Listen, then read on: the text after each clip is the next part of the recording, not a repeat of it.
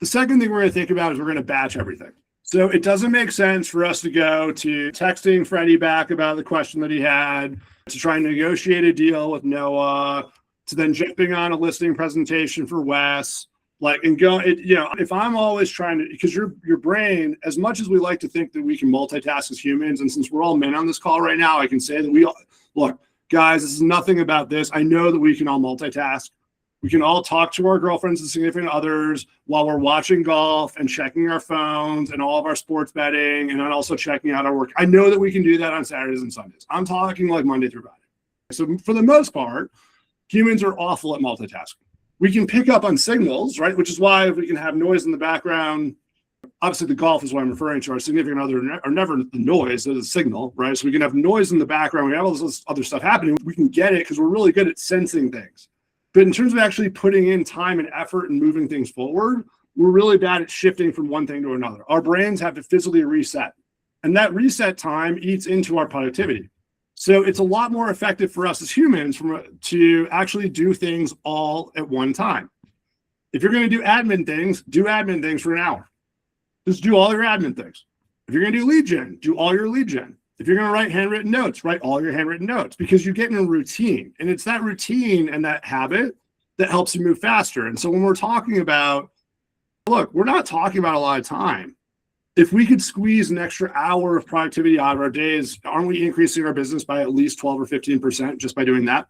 So if we can be more efficient in how we move from task to task to task, and over the course of all the tasks that we do in any given day, maybe it saves us an hour of productivity, aren't we already growing our businesses by 12 or 15%?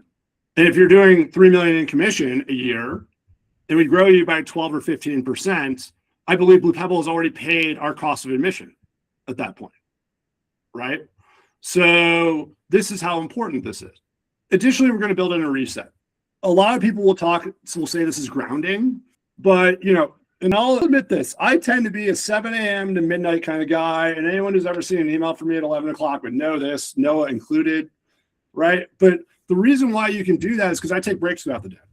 I go really hard for a few hours, and then I take like a half-hour break, walk my dog, hang out, maybe watch a little bit of TV, catch up on the news, whatever. And then I go really hard for another few hours and do the same thing. And then I go really hard, okay? So by building in that little reset, that mental reset, you can actually really recharge yourself pretty well. Go grab a coffee at 1 o'clock. Go hit some balls, right? I mean, just go take a break, re-energize yourself, ground yourself, and you'll find that you have a lot more efficiency after that break. So now that we understand kind of what's how the most important principles around constructing a schedule, this is one thing that is just incredible when you think about it. We're going to go through an exercise of thinking about, how much time do you actually have as a real estate agent? Because it's incredible. If you talk to people on a recruiting call, it's always like, oh, I just don't know where I don't know where I have the time. Well, tell me about your day. Are you making 20 contacts a day? No. Are you previewing houses every day? No, not really. Are you having networking coffees every day? No. Well, what are you doing? Well, I don't have the time. I'm busy. With what? So let's talk about how much time we have in the day. So look, how many real estate agents would basically give their left or mortgage officers, both apply? How many of us would basically give both of our arms to only work a 4-day week? No calls Saturday, Sunday, and pick one day off during the week. You don't even think about it. Wouldn't that be awesome? For most real estate people, real estate's a 7-day gig, right? If let's say you get 2 days off a week, okay, have 252 business days a year, and that also includes 2 weeks of vacation.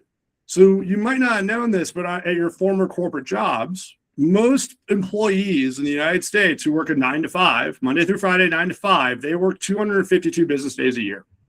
When accounting for federal holidays and vacation, kind of federal holidays and week, right? So how many hours per day do you have to work? This number could vary. Look, we all have other commitments. Part of the reason why we chose real estate is we wanted a flexible schedule so we could handle those commitments. But what if we just spent half time, 4 hours a day for 252 days a year? How many hours is that? 1,000 hours?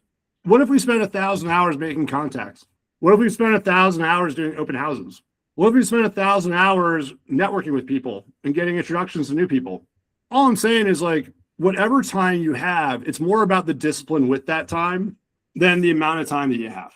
There are stories, and these people, these real estate agents that close 20 or 30 transactions a year there are stories about that. They have systems, okay? And the point here is that those people who work part-time schedules who really want to make it in real estate, they tend to be laser focused when it's real estate time because they know that they've got these commitments on their 9 to 5 and they can't let that go because otherwise they lose their financial security. They've also got commitments outside that, family, life, whatever. So they know that when they've got 2 or 3 hours of real estate time, what is that? That's my 2 or 3 hours to build my legacy.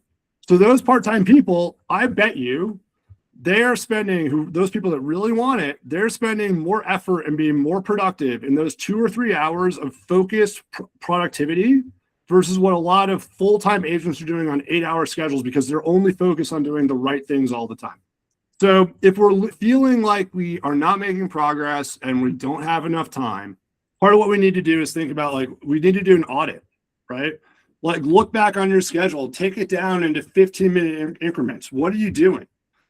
And it's not cutting, you don't cut the things that make the biggest impact. We need to cut the things that have the lowest return on our investment or the lowest return on our time. And sometimes that's doing the thing that is most uncomfortable, like making phone calls.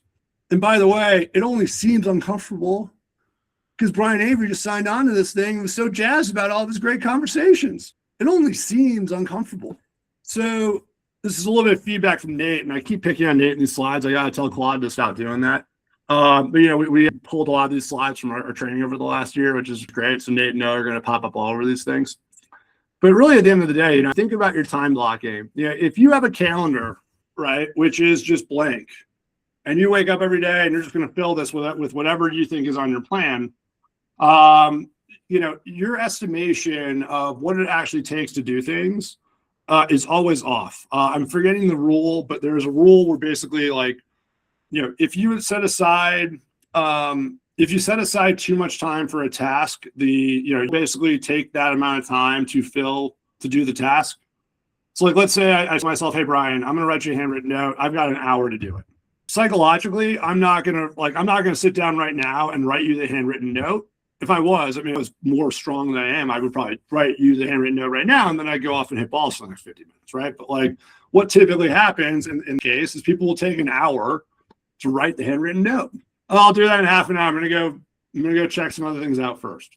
And so what time blocking starts to allow you to do is frankly pack in more activity into your time because it forces you to consolidate your activities into certain blocks. So while month 1, without a time block schedule, you might only be operating at 30% efficiency. Hey, no, Warren, just curious for you. You can also tell me I'm wrong. It's totally okay. I promise. Okay. When you started calling expires, did you have that on your calendar? When I first started, no. When you made the change to go from not block calling, what happened to your contact rate per day? It went up significantly. Didn't it like double? That, yeah. The only difference here, same dialer, same thing. The only difference is literally putting 2-hour time block on his schedule so no one knew he had to finish all those contacts with expires in this 2-hour block. Versus having it wide open on his calendar, he can go back and check it whenever he wants. Hey, Wes, I'm open all day. I'm actually going to go back and take a nap. I'll get back on my expires later. But the other stuff that we can do. So if we can time block and force ourselves into these smaller and smaller buckets so we can add more and more buckets to our day, you're going to notice a massive increase in your productivity. And what would a game be without a scoreboard? Hey, isn't there a big difference between a pickup basketball game and an organized basketball game? Couldn't you argue the two main things that separate a pickup game from an organized game are referees and the scoreboard? Is there really anything different between an organized basketball game and a pickup game besides the fact that there are referees with whistles and a scoreboard to keep track of the game? Same court, same rules for the most part, right? If you're sitting 5-on-5, whatever, right? Same rules, same court, same hoop, same thing. But now we have people to enforce the rules. We have accountability, right? And we have a scoreboard. We have a tracker. Why, do we want our businesses to resemble pickup games or do we want our businesses to resemble organized games? Do we think that, do the clients that we want to serve, do they want to walk into a pickup game? Do they want to walk into ball arena? How you manage your business, how you keep the accountability, how you then keep track of all this stuff is going to make the difference between whether your clients walk into your neighborhood pickup game on a Saturday morning versus rolling in to watch, the real estate jokish equivalent of Brian Avery do his thing. Like, why do people not track? And I think this is super important. And we're going to go through and at the end of this, we're going to show you the tools in Sterling. And I really hope you guys from Friday have started using these tools. We're going to show them at the very end, so that way you guys know exactly where some of the scoreboard stuff is living these days. But a lot of times, simply the reason why people stop tracking, I'm probably picking on Nate too much. I don't even know if he actually said this. I got to talk to my AI about this one. But at the end of the day, people stop tracking because they get depressed. It's the biggest reason why people stop keeping track of their numbers. Either they're depressed that they're not hitting their goals. I'm going to make 10 contacts a day. All right, 2, 1, 0, 2, 2, 1. I don't need to do it anymore. I'm never hitting my goals, right? Or they do it and they don't see any results for about 30 days and they stop. What was the point of keeping track of this thing? I'm still not seeing anything, right? And so the problem isn't the tracking. The problem, frankly, is that we're either tracking the wrong numbers or we're not sticking with it long enough, right? Or we're just not willing to make the honest assessment, hold ourselves accountable that maybe we need to put in more work in order to achieve our goals, right? So let's make sure we're tracking the right things. And let's make sure that we actually set some reasonable goals for ourselves, so we don't fall into this whole loop of depression. So one of the main things that differentiates our coaching program with other coaching programs out there is that we are consistent, and that a real estate agent should be making 10 to 20 contacts a day. Contacts are the most important metric in real estate sales. Unless you are an Instagram influencer or a YouTube influencer, or you have a lead machine on autopilot, I would still argue contacts per day are the most important number. Even if you are just posting videos online and then taking phone calls for people that want to do business with you, isn't it still important the more people who call you every day? Isn't that going to drive your business? More contacts. It doesn't matter how many videos you post if you're not picking up the phone and talking to these people who call you. Contacts per day. In our program, we say you got to make 10 to 20 contacts a day. Now, the question then becomes, what is a contact, Jared? Now, Brian Avery, I don't want to debate this with you too hard, but a contact is typically, hi, how are you? This is Brian. What's up in your life? When can we get together? You don't even need to talk about real estate, but you need to have a conversation with someone, recreation, dreams, and at the very end, maybe ask them about someone who's going through a life event. Like, hey, do you have any friends who are having kids right now? Because they're probably looking for homes. Do you have anyone whose parents might be passed away recently, might need some help with the estate sale? Right, asking for a referral, that's a contact. Then the most important thing that we're going to keep track of is database ads per week. The more people that know and trust you, the more business you will get. If no one knows who you are and you are a secret agent, you will be a secret agent forever. You have to put yourself out there and meet new people. It feels really awkward until you go to the gym of meeting new people and putting them in your database for a few months, and then it stops being awkward. So even if you think about it, let's say that I want to add, a lot of agents struggle to get to 100 people in their sphere. Now, I find that kind of interesting because I know that if I were to take every single one of your phones and go through your contacts, you got more than 100 people in there.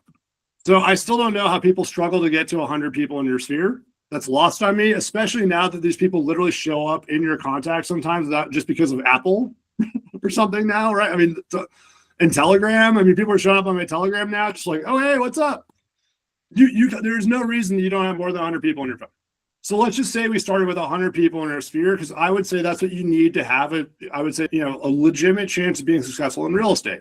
Because 100 people in our sphere, if we market to them all the time, will yield somewhere between 5 and 10 deals a year. And isn't that kind of the baseline that we need to pay our bills in Colorado, right?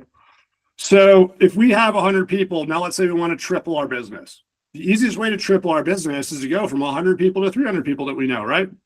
If you assume that we're going to treat the next 200 people the same as we treated the first 100, and we're going to market to them the same way, we're going to treat them the same way, we're going to have the same conversations, we're going to invite them to the same events, we're going to do all the same things, Isn't it reasonable to expect that we would receive the same kind of referrals from that new 200 people after a certain period of time?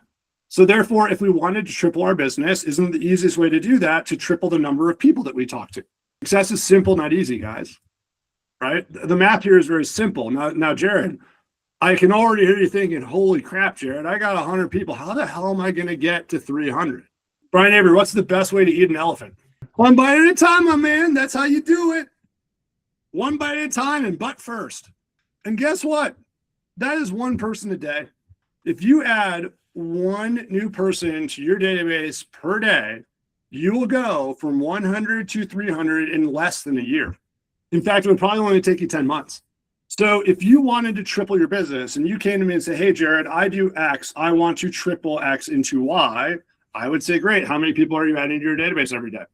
Because I would argue if we're spending 8 hours a day in sales, or at least 4 hours a day in sales, right? Maybe 4 hours in previewing and videoing and all the other stuff the real estate agents do. But if we're spending 4 hours a day in sales, isn't it weird that we wouldn't be talking to one new person a day?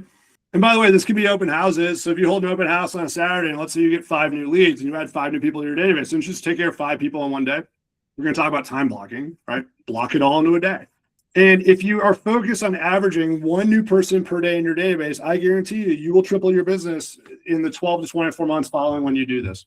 Now, there are other numbers we're going to want to track, right? I mean, it's not just contacts and database ads. It's also, appointments that we set. It's conversions of those appointments into clients. It's clients into closings. There are other things down the value chain. We're going to keep track of 2 things. Those 2 things have to be contacts per day and they have to be database ads per week.